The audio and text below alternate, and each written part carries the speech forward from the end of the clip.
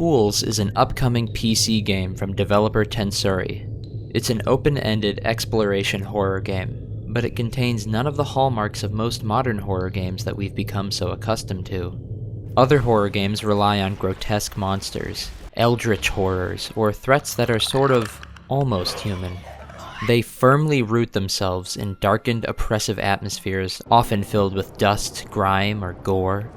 But Pools is a little different.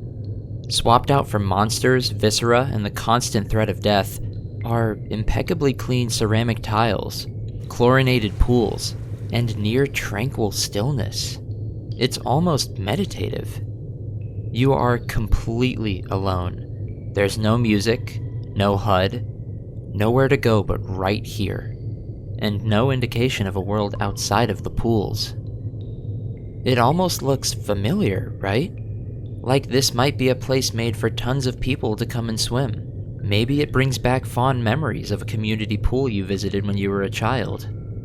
But something is ever so slightly off.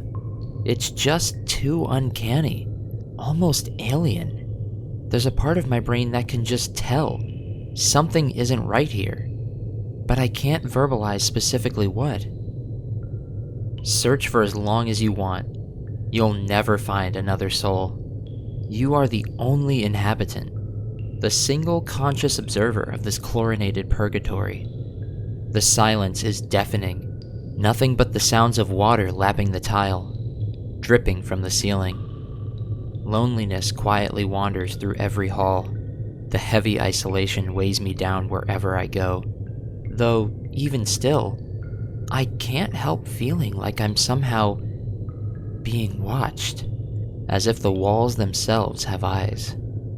There's this profound fear that I cannot for the life of me explain, yet I feel oddly at ease here. Something in the water? In the dark corners I dare not walk into? The thing is, I can't tell you what it is I'm afraid of, because I have no idea. Somehow I can tell you for certain that this is an evil place. There's no doubt in my mind about that. But I don't know. The longer I sit in the water, watch the light dance in the ripples, the brilliant caustics on the tile, I start to remember cherished memories of my childhood, swimming in my aunt's pool with my cousins. I linger in that sweet memory for a while, until that chill enters my body once again. The one that tells me there's something right behind me. There's a tightness in my chest, a freezing cold shiver running down my spine that makes my shoulders raise and my hair stand on end. An unrelenting, paralyzing fear.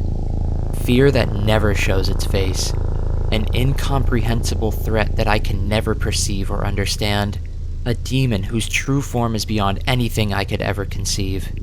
The world down here is nothing more than a lonely maze of simple ceramic tile and dark swimming pools. It is utterly terrifying. Few games have caused me this much anxiety and existential dread. And yet, it's warm and comforting. It's horrifying, but it feels like home.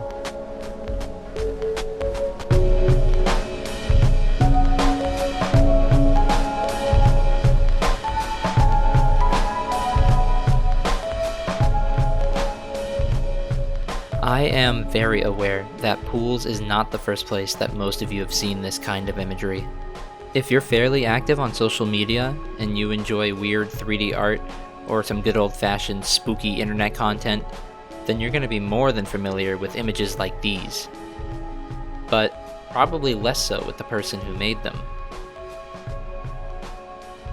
The video game Pools is heavily inspired by the work of Jared Pike, a 3D artist and animator and creator of what he calls dream pools. Before these, however, Pike created art like this. Beautiful renders still, with lighting that's just as impeccable on a variety of different subjects featuring impressively realistic PBR materials, as well as these low-poly vaporwave neon pieces. Hardly anything that screams fear. Even Pike's first dream pool carries this same energy. This isn't unnerving. It's almost ethereal, A room I could very easily see myself relaxing in or even taking a nap. But after this first post, this aesthetic is adjusted slightly. A simple change in lighting makes for a drastic shift in tone. It says so much while doing so little. The undisturbed water, the light of an afternoon sun peeking into the room, the indirect lighting in the back room contrasted by the bright white of the walls and the inviting clear blue of the water. It reminds me of those few hours before a hurricane. As someone who lives in Florida, I'm intimately familiar with images like this.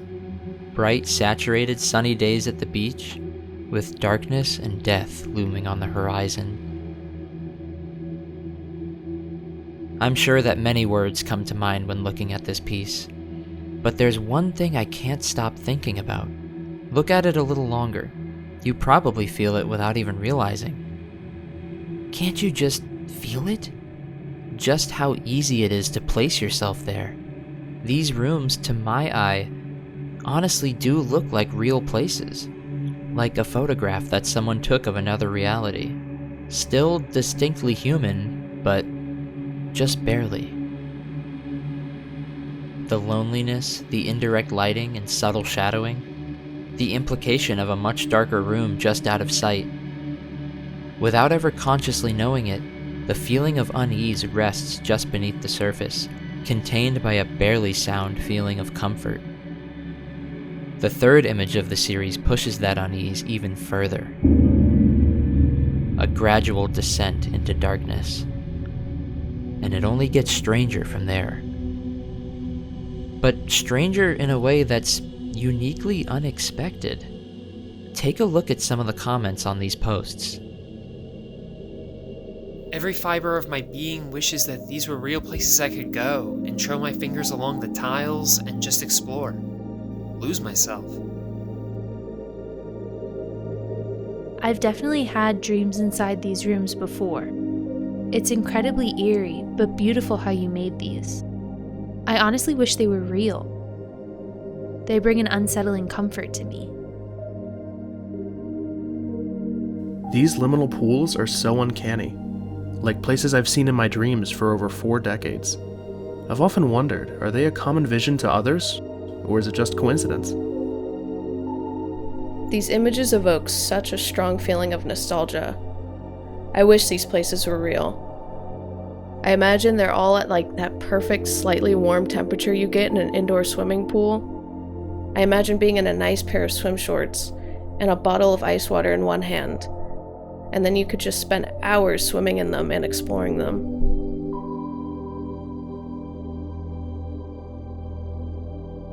Are Jared Pike's creations meant to embody fear?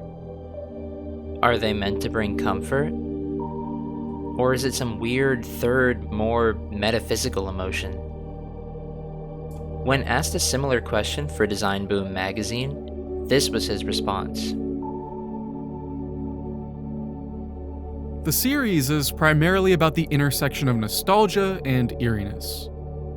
Featuring familiar plain white tiles reminiscent of the pools from our childhood, the intentional use of unlit and shadowed areas adds a creepy dimension not commonly seen in real life. I've gotten a wide variety of reactions, from "I've been here before in my dreams" to "this is the most peaceful looking place" to "this is horrifying." It's supposed to be a little bit of all of those. That idea is an interesting one, though. The intersection of nostalgia and eeriness, comfort and dread. It's an idea that I've actually talked about before, what the internet now refers to as liminal spaces. These are not hard to find. You've probably seen dozens, if not hundreds of these photos already. But the overall idea here isn't as focused as something like the dream pools. Liminal spaces, as the internet currently knows them, are described as empty or abandoned places that appear eerie, forlorn, and often surreal. So this is a liminal space. But so is this. Here's one, and then another. In all these examples, we see a healthy blend of nostalgia and horror, longing and unease. You can't have one without the other. Even still though, if you place yourself there, I think it would be very simple to determine which would be the prevailing feeling. If we take these liminal spaces right back to the single photograph they were birthed from, you'll find very simply that they were always about fear.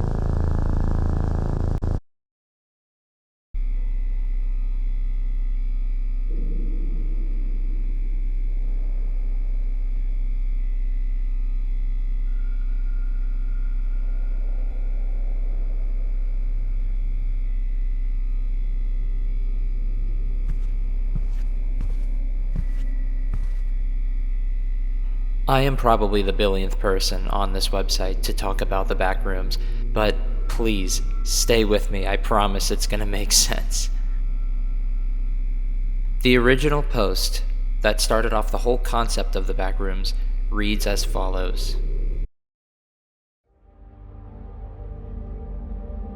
If you're not careful and you no-clip out of reality in the wrong areas, you'll end up in the Backrooms, where it's nothing but the stink of old moist carpet, the madness of mono yellow, the endless background noise of fluorescent lights at maximum hum buzz, and approximately 600 million square miles of randomly segmented empty rooms to be trapped in. God save you if you hear something wandering around nearby, because it sure as hell heard you.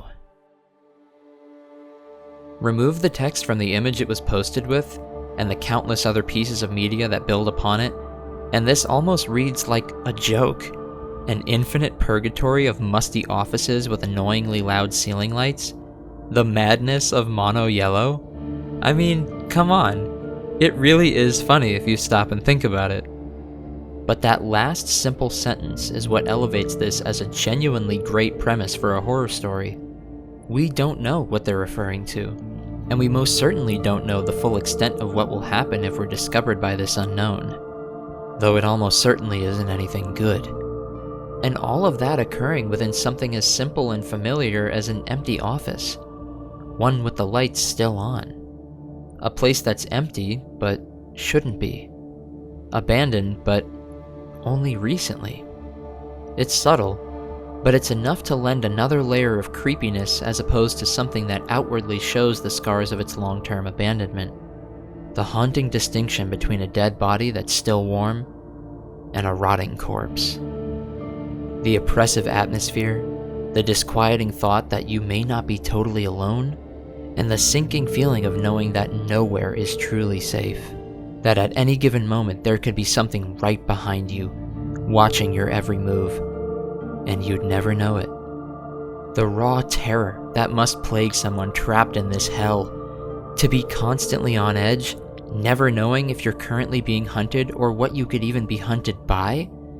To be perpetually tormented by the malevolence of the inescapable and incomprehensible unknown. Well, throw all that shit in the trash because none of it matters anymore. The back rooms are no longer just these offices. Now it's sectioned off into multiple levels of different back rooms. And there are actually thousands of them. A good portion of them aren't even rooms at all. And the fear of the unknown, of things outside of our comprehension, f that. Here's a comprehensive list of every single level with which you can read exhaustive and detailed descriptions of each one. Tens of thousands of words describing exactly what you can find there, what it'll look like, sound like, feel like, as well as what entities live on that specific level, what their abilities are, how they'll hunt you, what they could be weak to, and pictures showing exactly what they look like.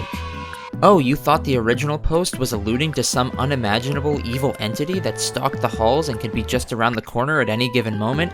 Actually, now we know for a fact that there's absolutely nothing there at all. And it doesn't end there. There are people that live and thrive in large colonies and outposts within the back rooms? F*** off.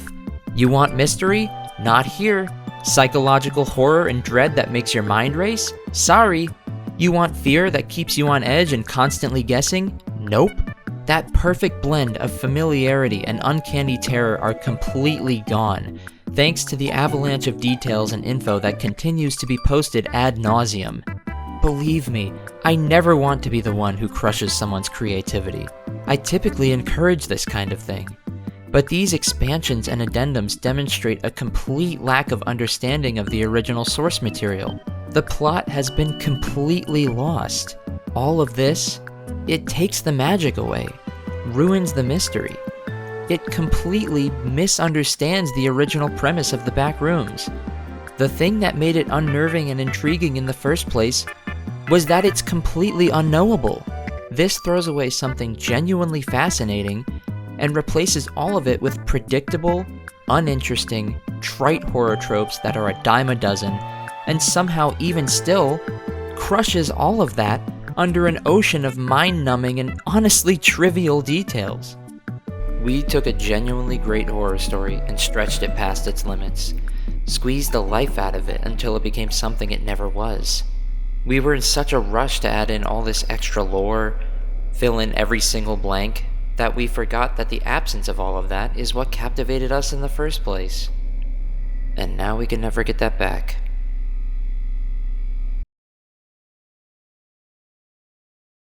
In the game Scanner Sombre, developed by Introversion Software, you're tasked with exploring a vast cave system in total darkness.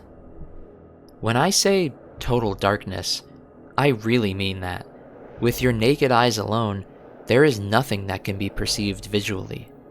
But not to worry. At your disposal, you have an augmented reality headset and a scan gun which utilizes LiDAR, or light detection and ranging, which you can use to accurately map out the terrain in front of you using highly focused light. As you scan your surroundings, you'll reveal large portions of the cave and quickly become more familiar with your surroundings. Before long, you'll have accurately mapped out large stretches of cave to better orient yourself. Though this doesn't always make your journey easier. In fact, it can often lead to more confusion. Caves don't exist on one plane. They take full advantage of their three-dimensionality. They snake through themselves, wander off in unlikely directions with rooms on top of narrow hallways that can open up to other rooms that eventually become bottomless pits. Cramped passageways, colossal expanses of stone and water, underground ravines with mere inches of ground separating you from the bottomless chasm you never knew was right in front of you. These aren't structures that human beings were ever made to endure. Caves such as this are some of the most dangerous and alienating places on Earth. I'm sure by now many of you have heard stories of cavers being crushed by cave-ins, drowning in pitch black water, or being trapped in air pockets for weeks, only to die a slow death of starvation in the dark. Caves like this are so foreign to us, so unimaginably dangerous, that it's difficult to conceive why anyone would want to risk their lives to enter such a hellish place. But you've felt it before, haven't you? That magnetic pull, our irresistible and often irrational attraction towards the unknown, the insatiable urge to unearth something extraordinary, to discover otherworldly beauty that no one's ever seen before. It can't be helped. As I descend deeper into the earth, I find more man-made structures, mining operations near the opening of the cave, a rowboat that can somehow hold the residual light I cast onto it, and the den of a cult who made sacrifices to the cave. Those who came down here to explore, those who came here simply to work, and those who came down here for more evil purposes. Everything they left behind, sealed away beneath a mile of dirt and stone. Though these people are long gone, I'm still able to feel their presence. Literally, the LiDAR is able to pick up echoes of the past, the work they did, the discoveries they made, and the atrocities they committed. I see their greatest moments, I see their worst, I see their last. No matter their reasons, they were here. And I do find some comfort in the more human familiarities they left behind. It helps me to feel like I'm not so alone down here. But maybe that's the last thing I want to feel.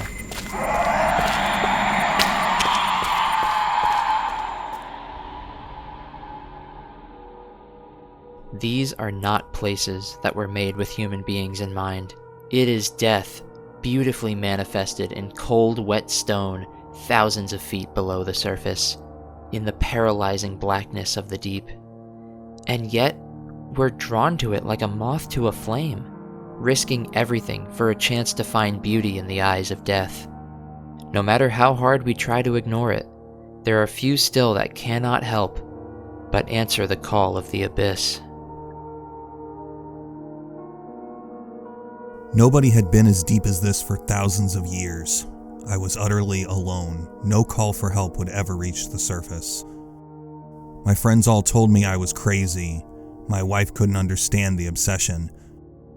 But I had to know if the myths were true. I remember coming down like it was yesterday, hoping I'd find something below, hoping it wouldn't be another empty cave. I just wish I'd been better prepared.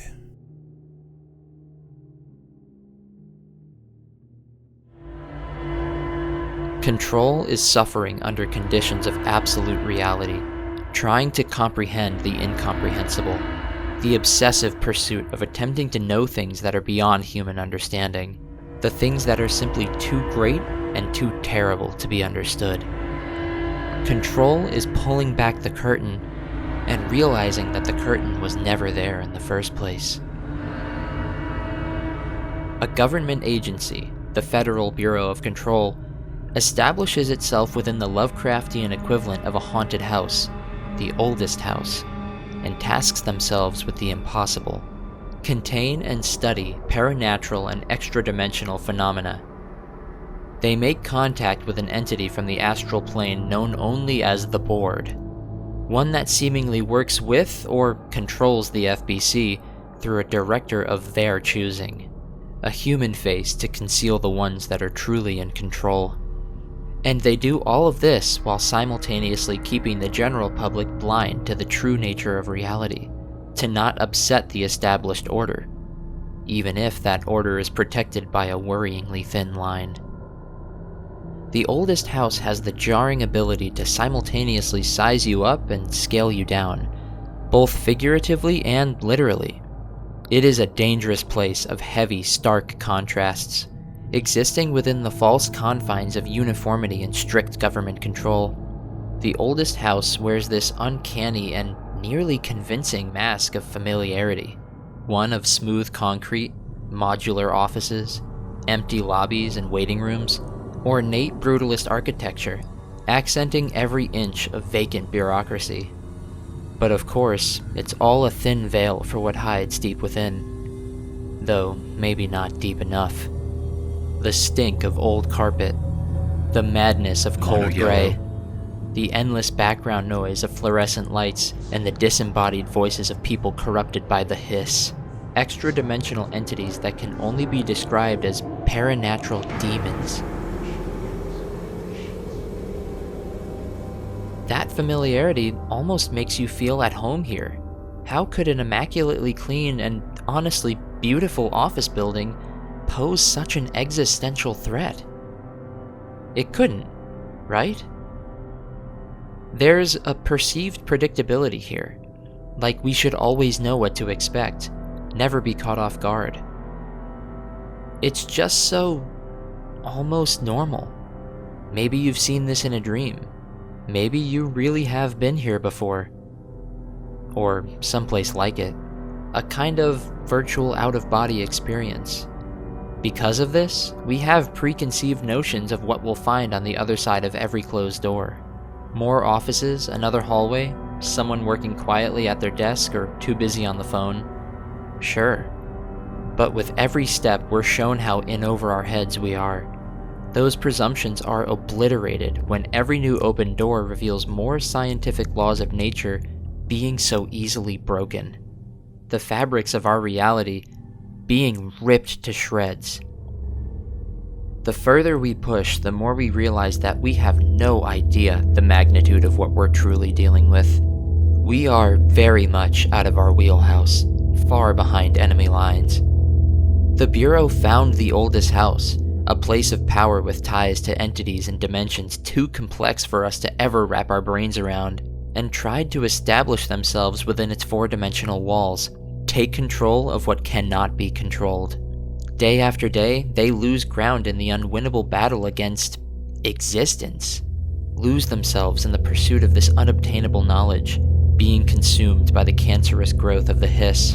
And all the while, they keep trying to convince themselves through clenched teeth and the cold sweat of trepidation that they're the ones in control, that everything is going according to their plan, when they know deep down that they're fish out of water, panicking and gasping for air. The most merciful thing in the world, I think, is the inability of the human mind to correlate all its contents. We live on a placid island of ignorance in the midst of the black sea of the infinity, and it was not meant that we should voyage far.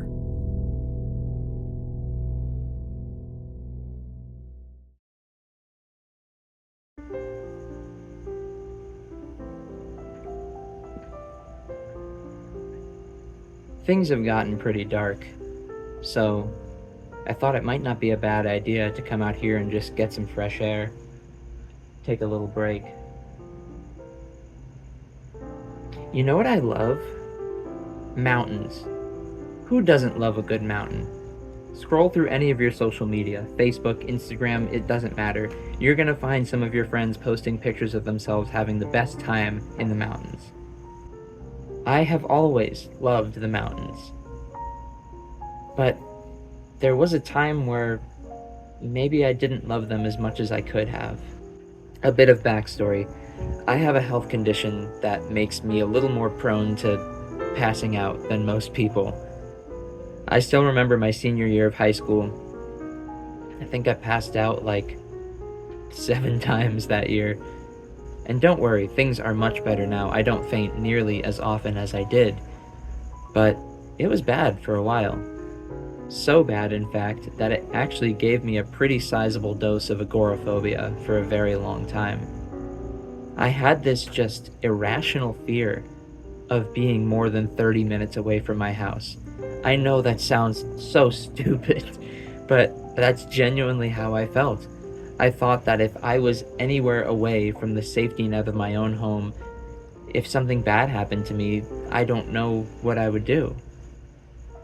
Realistically, I know exactly what I would do, but it was just the irrational thinking of my mind at the time. And that irrational thinking almost got in the way of my enjoyment of the mountains. But I didn't let it stop me. I still went to the mountains. I went to the Smokies one year and had the best time. But I still remember, in my head, I kept thinking, I'll be out in the middle of nowhere with no cell service, no one around to help me. If something bad happens, what's gonna happen to me? And that was going through my head all the time. I remember being on this hike with my mom and my brother. It was beautiful, but it was extremely intense. Oh my gosh, one of the most strenuous hikes I've ever been on.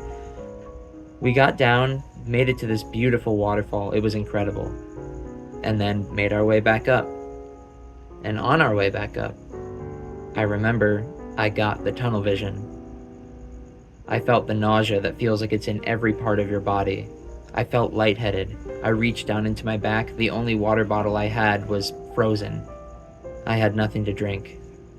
And right as I felt as I was about to pass out, my mom turns to me and says, "I don't feel very good. I think I need to lay down." My worst fears were realized. This was the one thing that I did not want to happen. I think I even said that out loud. I was terrified. To just skip right to the end, she was fine. She laid down on the ground for a couple of minutes. We got back up, made it to the car, and kind of laughed about it. But I'd be lying if I said I didn't relive that story in my head all the time. I'd be lying if I said it didn't keep me awake. And that memory of that day isn't tainted now. It's strange that within the same half hour, I saw some of the most beautiful things I've ever seen and was simultaneously terrified. that memory will always be associated with raw, unimaginable beauty and pure terror.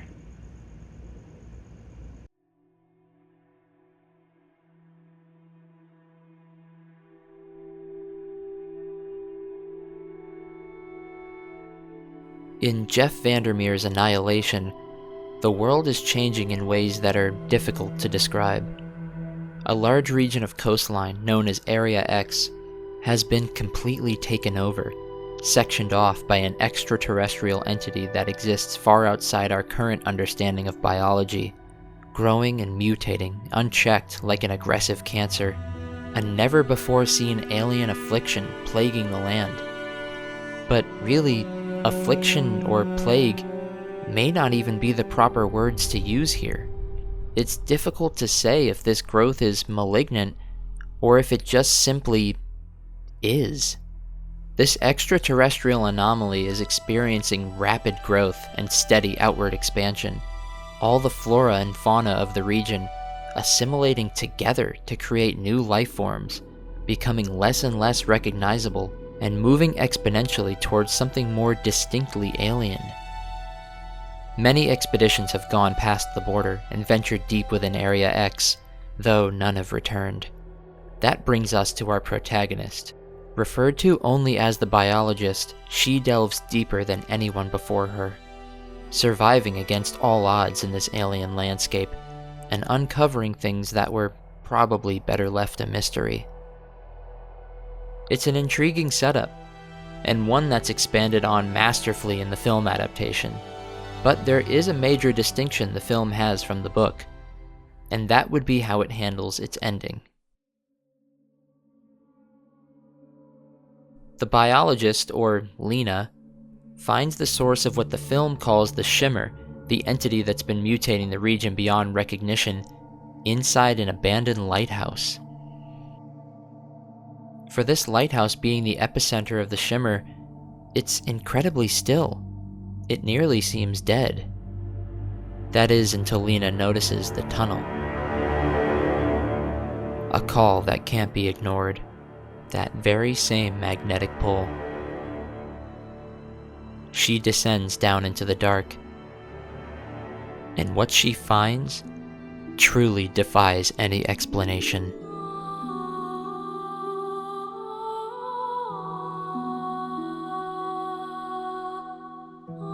After consuming just a single drop of her blood, it slowly starts to mutate and reforms itself into this, a faceless, emotionless humanoid figure. Not an enemy, not an immediate threat, but certainly not friendly. Lena is horrified. It never shows any signs of aggression or malice. Really, it never shows signs of anything. It simply studies Lena and mimics her every move, seemingly curious, but at the same time, acting on pure instinct. It never attacks her, until she attacks it first. And it isn't retaliation, it's purely a direct emulation of the inputs it's being given.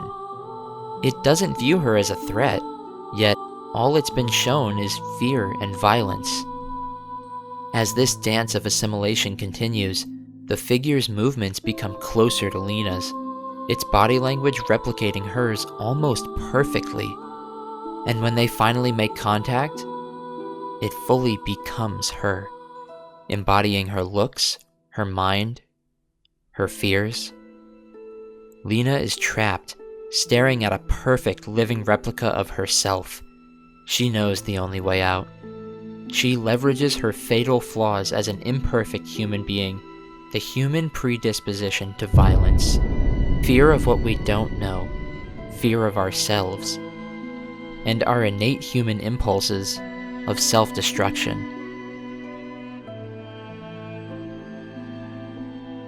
And it's not a relief or defeat of the great evil.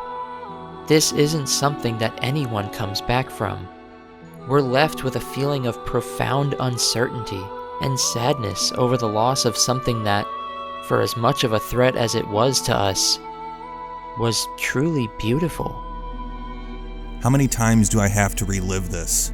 Always the same rock, the same metal, the same stale air, and the guilt. Of all the memories I'm forced to relive, it's the one thing I don't remember. It breaks my heart knowing that I left my family behind. They're always here for me. They know I'm never coming back.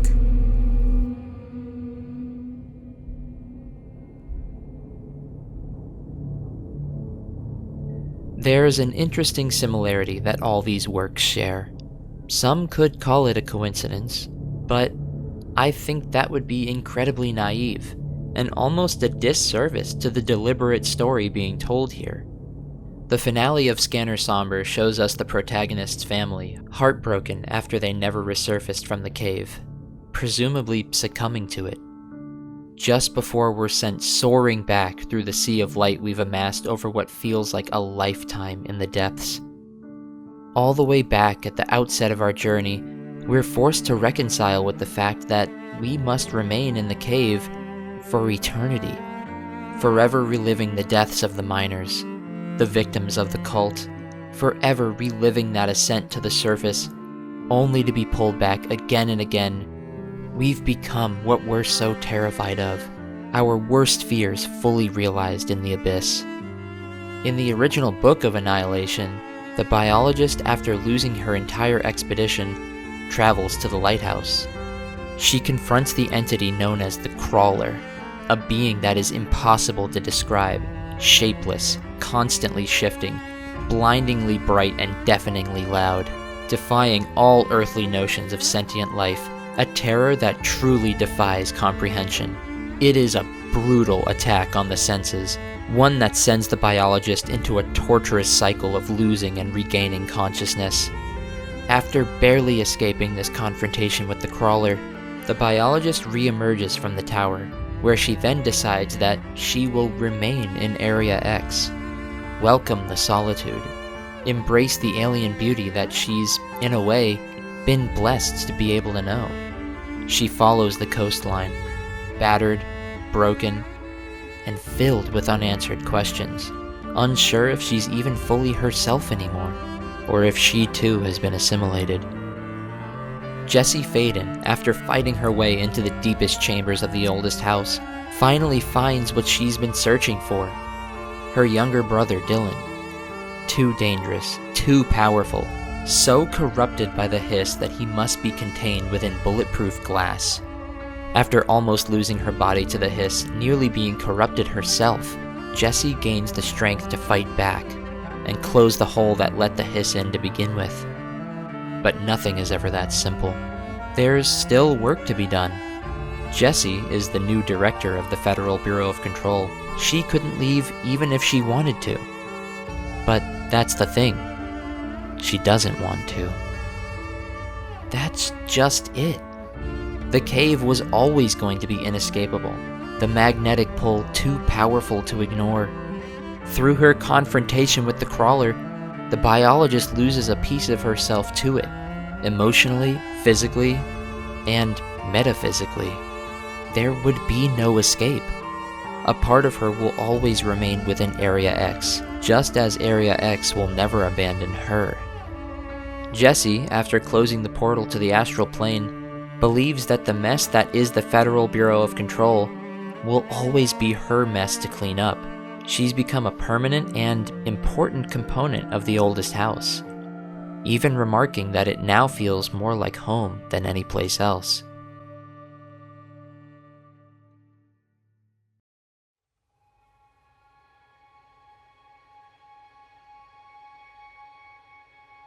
I am going to be honest with you.